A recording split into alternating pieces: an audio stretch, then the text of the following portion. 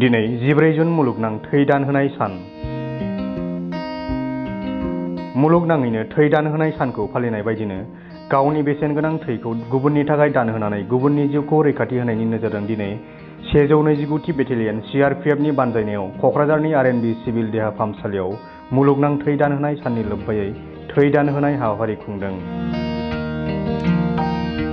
दिनैनि बे थै दान होनाय हाबाफारियाव बाहागो लानानै CRPFनि सा 10 जवान, SSB हान्जानि सा 10 जवान आरो क'क्राझार RNB सिभिल देहा फाहामसालिनि देहा फाहामगिरिफोरजों लोगोसे जायगानि गुबुन सा 7 लाइमोनफोराबो थै दान होदों।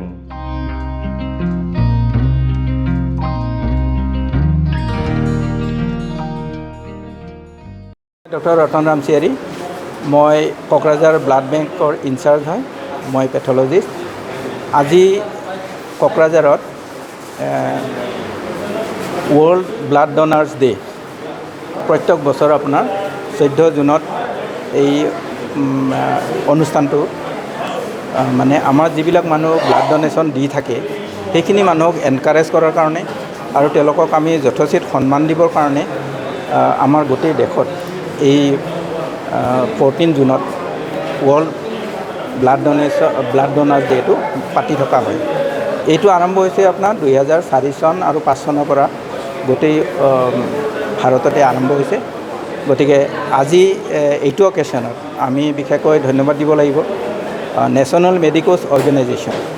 এইটো আপোনাৰ যিবিলাক আমাৰ মেডিকেল প্ৰফেশ্যনত থাকে ইনক্লুডিং ডক্টৰছ, নাৰ্ছ বা যিবিলাক মানুহ আমি ডক্টৰ প্ৰফেশ্যনৰ লগত জড়িত থাকে এই গোটেই মানুহখিনিক আমি নেশ্যনেল মেডিকোছ এটা অৰ্গেনাইজেশ্যন নন পলিটিকেল বা নন প্ৰফেশ্যনেল অৰ্গেনাইজেশ্যন ভলেণ্টেৰী অৰ্গেনাইজেশ্যন তেওঁবিলাকক গোটেই অসমত এটা দায়িত্ব দিছে বা তেওঁলোকো আগবাঢ়ি আহিছে যে আমি মানুহবিলাকে স্বতঃস্ফূৰ্তভাৱে ব্লাড বা ৰক্তদান কৰিব লাগে আৰু ৰক্তদান কৰিলে আমাৰ শৰীৰৰ কোনো ক্ষতি নহয়।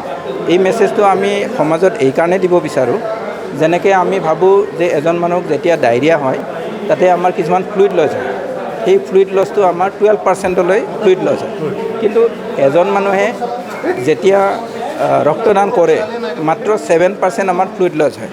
সেইকাৰণে এক বটল ব্লাড দিয়াৰ পিছত এজন মানুহৰ মানে আপোনাৰ পানী পিয়া লগা ভাপো নাথাকে বা তেওঁ শৰীৰত কোনো ধৰণৰ এটা অসুস্থ অনুভৱ নকৰে।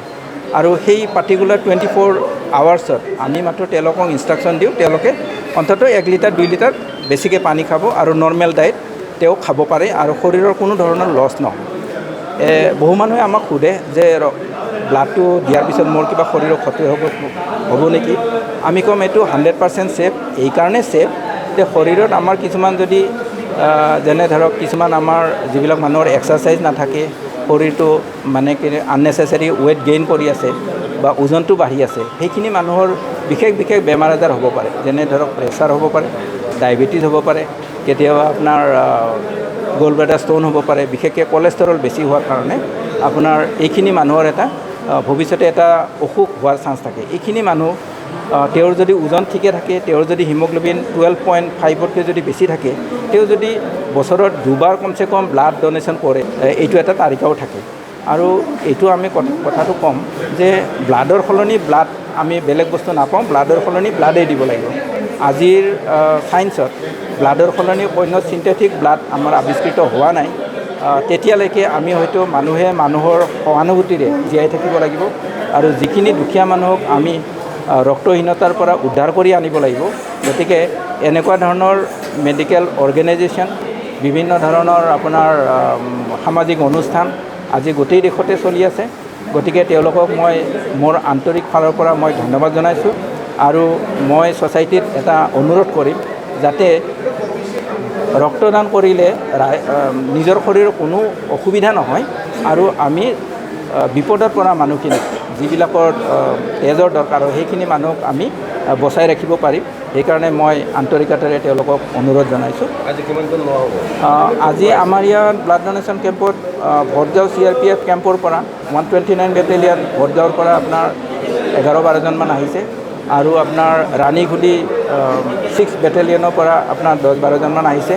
আমাৰ ইয়াত লোকেল ডক্টৰবিলাক চবে ব্লাড দিবৰ কাৰণে উদগ্ৰীৱ হৈ আছে আৰু লগতে লোকেল ইউথ যিবিলাকে বুজি পায় যে আমাৰ সমাজত তেজৰ দৰকাৰ আছে, এইখিনি মানুহক তেওঁবিলাকে ব্লাড দিবৰ কাৰণে তেওঁলোক উৎফুল্লিত হৈ আছে আৰু তেওঁলোকৰ 6-7জন মান আমাৰ লগত আহিছে।